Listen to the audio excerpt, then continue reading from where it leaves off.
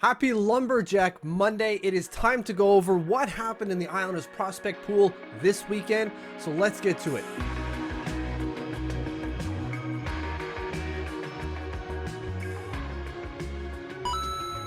This is your weekend update for April 8, 9, and 10.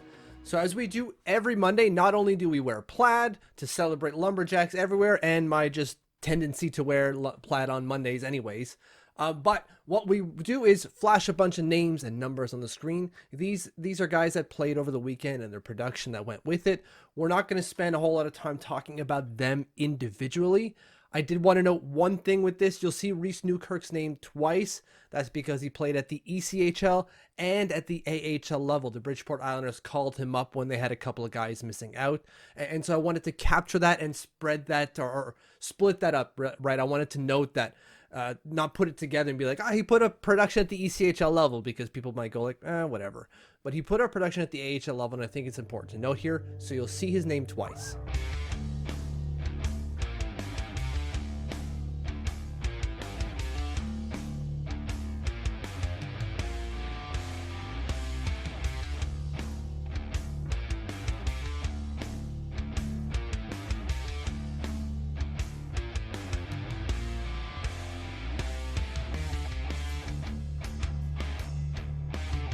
Now, there are three guys I want to talk about: Robin Salo, Eetu Liukas, and Simon Holmstrom. I've talked about them before, of course, but I want to talk about them specifically in the context of this weekend. Simon Holmstrom, I'm going to start there.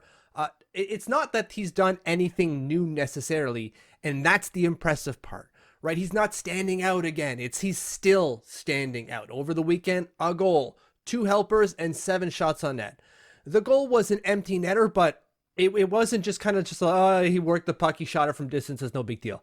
Now, I like that the puck breaks to him and he shoots it first time and gets it to go, still under some kind of coverage. So it's not just some, whatever, empty netter. It's kind of impressive. The helpers were a bit more impressive. This first one here was the primary assist on a Chris Terry goal, and he goes in to get the puck after he dumps it, retrieves it, sends it to Chris Terry on the other side of the slot for what is an easy goal for someone like Chris Terry. And one hell of a play by Simon Holmstrom. The tenacity, the intelligence, and then the foresight to see that he was going to be there is just incredible. And that's the thing with Simon Holmstrom, is that this hasn't let up, right? A couple weeks back, I made another weekend update where it was, Simon Holmstrom is standing out. Well, he hasn't stopped. Over the last 10 games, he's got 3 goals and 8 assists his name, 11 points in the last 10 games. Simon Holmstrom has taken that step up. He is now a top player for the Bridgeport Islanders. That is established now. Where it goes from there remains to be seen, right? Like, we want to see him do something at the NHL level. This is a first round pick, mind you. But for now, good stuff. Really good stuff from Simon Holmstrom. So I'll go backwards from the names that I listed. And so I started with Holmstrom. I'm going to go to Eetu Liukas now, who on the weekend had 2 goals, 6 shots on net, and averaged 13 and a quarter minutes over the 2 games that he played. 2 playoff games, mind you. So he's on a 2-game goal streak right now, or a 2-game goal streak. He's got goals in back-to-back games for TPS, who are tied 1-1 in their series against Alves. And I think I pronounced Alves correctly. Either way, the important part here is Eetu Liukas and the production he's putting up. This is a hard-working player who plays the hard minutes and plays a more defensive game. And if he can get up offensively, he'll try to contribute as much as he can. And he's done that over the regular season. He's now wearing the blue Red Bull bucket for TPS. That's the top U20 player on the team. And he's worked himself up from the 4th line, and he's now playing 3rd line now that they're in the playoffs. And the playoffs are where guys like these stand out, right? Like 3rd liners who are supposed to play a gritty game but add depth offense. That's where these guys should stand out, because usually what happens in the playoffs is the top 2 lines may get shut down, and if so, you got to rely on your depth offense to step up. And that's what's happening for TPS and Eetu Liukas, who again has 2 goals in the 2 games so far, and both are really nice snipes from the Islanders' 5th rounder. Excellent plays from Eetu Liukas to get into a scoring position and just fire it on the net. And we've heard it before that he's got a good shot. Rustin Ishikov has confirmed that to us already. We know he's got a good shot, and he's showing it in the playoffs. And Still, we'll see if he stays with TPS. The rumor is that he's going to be moving to another team next year. Remember, he's out of a contract with TPS at the end of the season, so we'll see what happens there. Because if he goes somewhere else, I would imagine it's for a larger role, so probably middle six role to his next team. The last guy here is Robin Salo. Over the weekend, in 3 games, 3 helpers, 5 shots on net for him.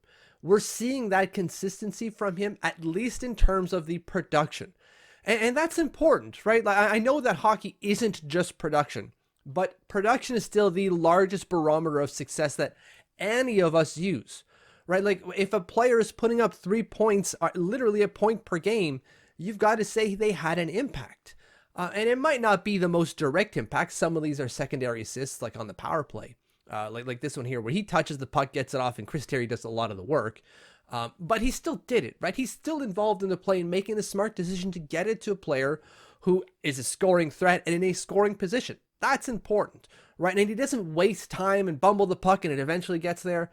He's still making smart decisions. Now, he's got things to work on. Like, the D-zone play is still something that Robin Salo needs to work on. But he's still young. Like, he's going to be making those mistakes. In terms of the growth of a defenseman, he's still on track to make it to the NHL. I would not be worried about Robin Salo at all. What I'm happy about is that we are now seeing that consistency in terms of production at the AHL level. This is what we wanted to see from Robin Salo. So when a call-up is necessary, he can at least point to production and be like, look, I'm putting up points. You can see that. Please call me up and give me a longer shot because I can do it. Thank you for watching. Thank you for following. Thank you for subscribing if you have. And if you haven't, please hit that button.